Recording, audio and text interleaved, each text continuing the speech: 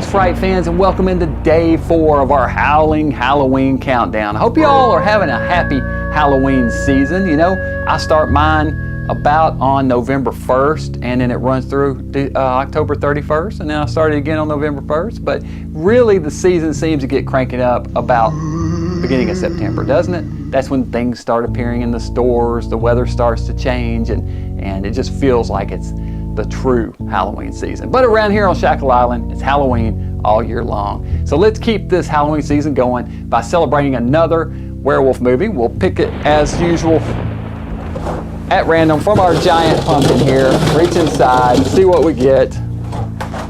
Pull out one of the pumpkins, baby pumpkins. Oh, I left this one here from yesterday's pick. There we go. Let's see what we get for today. Today, we're going to visit The Beast Must Die.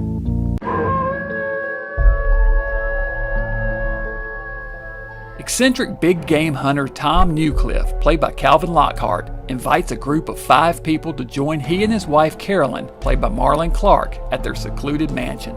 Once there, he informs the group that one of them is a werewolf. The grounds have been fortified with an elaborate camera system, so no one can escape his property unseen. Bored with hunting regular game, Tom swears to expose, hunt down, and kill the beast. You, the viewer, are left trying to guess the identity of the werewolf along with Calvin.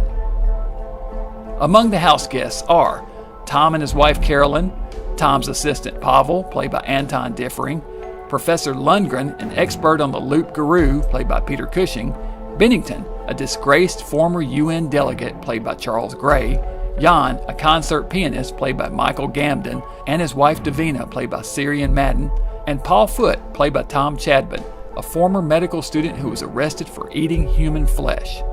Directed by Paul Annette, it features a fantastic cast. It was based on a short story called There Shall Be No Darkness by James Blish, originally published in the pulp magazine Thrilling Wonder Stories in 1950.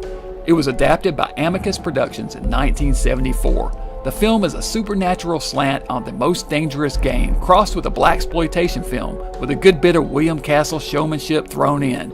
It featured a unique gimmick, the werewolf break, which is pretty much the exact same gimmick William Castle used in the film Homicidal.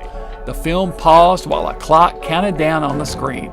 I wonder what good old Castle thought about them lifting this from him. Castle died 3 years after this film was released in 1977. The purpose of the werewolf break is to ask if you, the audience, has figured out who the werewolf is. The werewolf itself is a bit of a disappointment in this film. I prefer the 2-legged variety of werewolf, and this is clearly just a dog with a furry neckpiece. But the setup of the story is good, the cast is fantastic, and the schlocky gimmick of the werewolf break is the capper. I love this movie. I think it's cool, even if a bit slow in places.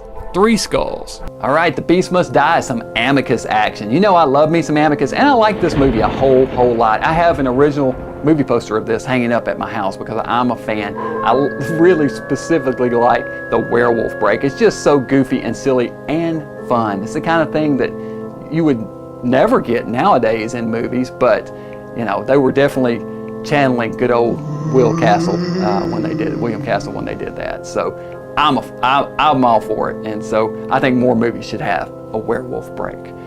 Let me know what you guys think about The Beast Must Die, and be sure and join me back here tomorrow night as our Howling Halloween Countdown 2018 continues.